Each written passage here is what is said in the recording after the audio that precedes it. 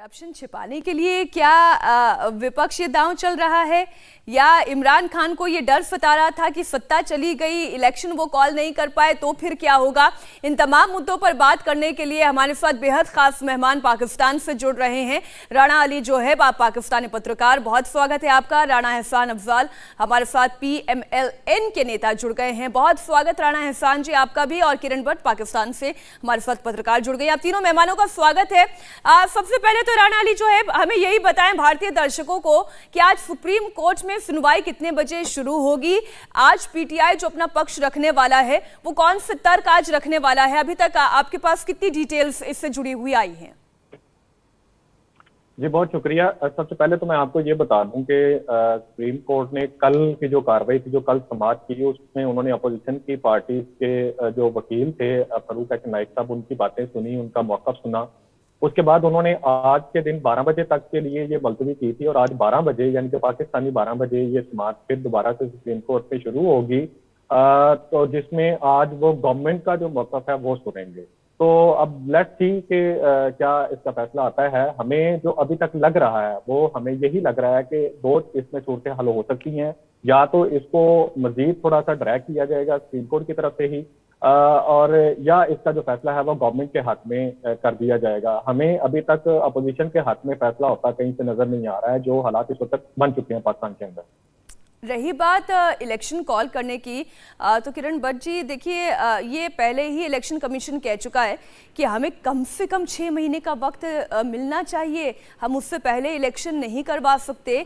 और ये जो 90 दिन का टारगेट लिए इमरान खान चल रहे थे कि जब तक सुप्रीम कोर्ट का फैसला आएगा तब तक इलेक्शन का समय आ जाएगा, तो ये तो संभव नहीं नजर आ रहा।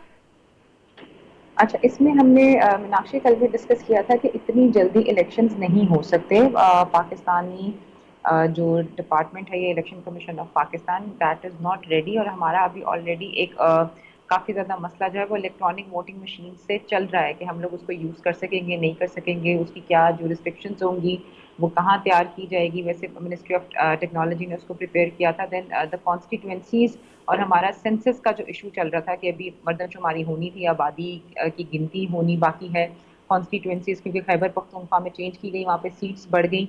तो उस चीज़ को अभी सारे को मद्देनजर रखते हुए 3 महीने, तो क्या मेरा ख्याल है 6 महीने नहीं, अभी उनको साल 1.5 साल का उनको टाइम चाहिए होगा जनरल इलेक्शंस करवाने के लिए। 3 महीने के अंदर, क्या 90 डेज के अंदर तो पॉसिबल ही नहीं हो सकते। इट्स नॉट अ ट्विटर पोल। ऐसी परिस्थिति में एहसान जी, ये केयर टेकर प्रधानमंत्री के हाथों क्या 6-7 महीने पाकिस्तान की सत्ता चलाई जाएगी? क्या होगा? बहुत सारे सवाल मन में आते हैं। बिस्मिल्लाहिर्रहमानिर्रहीम। देखिए, ये जो केस चल रहा है अभी सुप्रीम कोर्ट में, ये इतना सिंपल केस नहीं है कि बहुत कुछ हो गया है कि असेंबली डिसॉल्व हो गई है और अब आगे जो है वो इलेक्शन अनाउंस हो गए हैं और हम इलेक्शन मोड में चले गए। ऐसे नहीं है। देखें, आइन शिकनी हुई है, जो कानून है वो तोड़ा गया है और स्पीकर ने वायलेट किया है कॉन्स्टिट्यूशन को।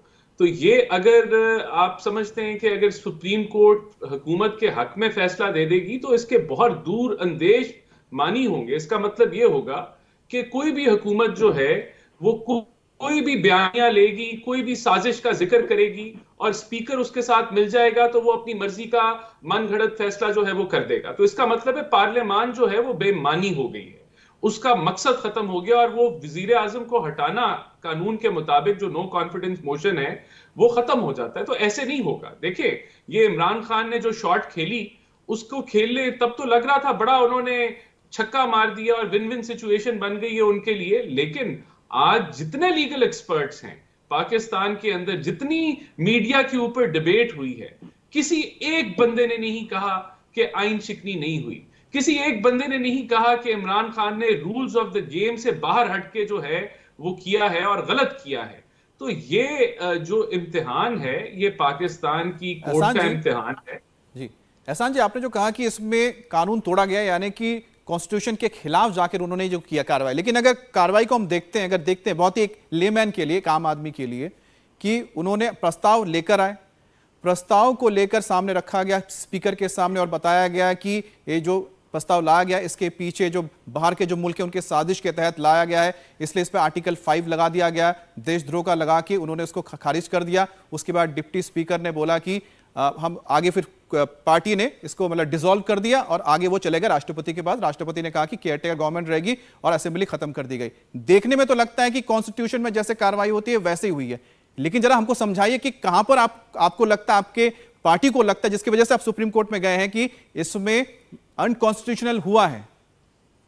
देखिए, नंबर एक, जो स्पीकर होता है असेंबली का, वो जज नहीं होता, वो जजमेंट नहीं दे सकता कि ये आलमी साजिश हुई है या नहीं हुई, उसको साबित करना होगा। तो स्पीकर ने जजमेंट सुना दी, ये गलत किया।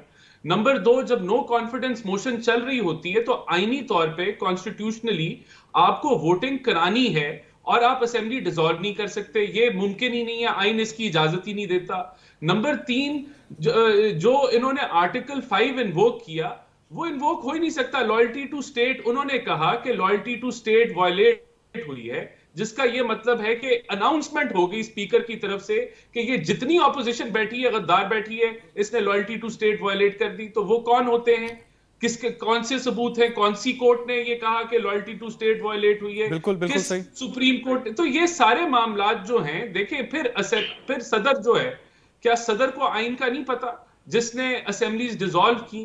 क्या उसको नहीं पता कि ये जो स्पीकर की जो कार्रवाई थी वो इलीगल थी, अनकॉन्स्टिट्यूशनल थी? तो सदर ने भी आइन को वायलेट किया, फिर प्राइम मिनिस्टर ने भी आइन को वायलेट किया कि वो उसने रेफरेंस भेजा सदर को। तो बहुत मैसिव वायलेशन है ये। आप अगर अच्छा, लेकिन एहसान जी, एक चीज मैं बस जोड़ना चाह रहा हूं, जो कोर्ट की ओर से भी कहा गया, आपकी सुप्रीम कोर्ट की ओर से, जिसका जिक्र लगातार इमरान खान कर रहे हैं कि नेशनल सिक्योरिटी काउंसिल का जो जिक्र हो रहा है, उस बैठक, उस मीटिंग में ऑपोजिशन का कोई बंदा क्यों नहीं था? देखिए, जो दो चीजें मैं आपको बताऊं, जो नेशनल सिक्योरिटी कमेटी जो पार्लियामेंट में मुनक्कद हुई, उसका जो, जब उन्होंने ये, हम लोग ये नहीं गए क्योंकि ये एक प्रोपेगेंडा है जो मीनिंगलेस, इसके अंदर कोई हकीकत नहीं है। और उसका अच्छा, भी लेकिन जो ये भी तो minutes एहसान जी आए, ये कहा जो जा सकता है कि ये announcement हुई, प्रोपेगेंडा विपक्ष के नजरिए में है, ये भी तो कहा जा सकता है ना। तो पूरी तरीके से तथ्य तो आपके पास भी नहीं है, इसलिए अब ये मामला चलिए सुप्रीम कोर्ट में, सुप्रीम कोर्ट ने तय करना है। लेकिन अली जोहेब जी, जो बात एहसान जी कह रहे हैं, ये वाकई में बात है कि जब नो कॉन्फिडेंस मोशन चल रहा है तो क्या वाकई में स्पीकर के पास ये अख्तियार था कि वो इसे डिसॉल्व कर दे, सदन को ही डिसॉल्व कर दे? और वो भी डिप्टी स्पीकर है, स्पीकर बिल्कुल, भी नहीं है। डिप्टी स्पीकर डिसॉल्व कर दें। देखें, डिप्टी स्पीकर को जो हमें समझ आई या जो हमें पता चला, वो तो डिप्टी स्पीकर को तो इसलिए बिठाया है क्योंकि अपोजिशन की तरफ से उसी दिन, जिस दिन वोटिंग होना थी, जो स्पीकर थे असद कैसर साहब, उनके खिलाफ भी नो कॉन्फिडेंस ऑफ मोशन जो है वो सबमिट करवा दी गई। तो वो इसलिए सबमिट करवाई कि उनको कहीं ना कहीं की अपोजिशन को ये था कि जो स्पीकर असद कैसर साहब है, ये सेशन को कोई ना कोई हंगामा रही है कि उसमें जुमरे में लाके इसको एडजॉर्न कर सकते हैं। लेकिन जबकि अगर इनके खिलाफ नो कॉन्फिडेंस मोशन मूव हुई होगी तो ये सेशन को एडजॉर्न करने की इनके पास लीगली अथॉरिटी नहीं रहेगी, लिहाजा इनको वोटिंग करवाना ही होगी। अब जब ये चीज पता चली तो उन्होंने, क्योंकि ये प्रॉपर प्लानिंग के साथ चल रहा था, इमरान खान साहब फुल प्लानिंग के साथ बैठे थे। आप ये देखें ना कि आधे घंटे के अंदर इंडिया टीवी हर वक्त हर जगह डाउनलोड करने के लिए सर्च करें India TV news Google play store या ऐप स्टोर पर।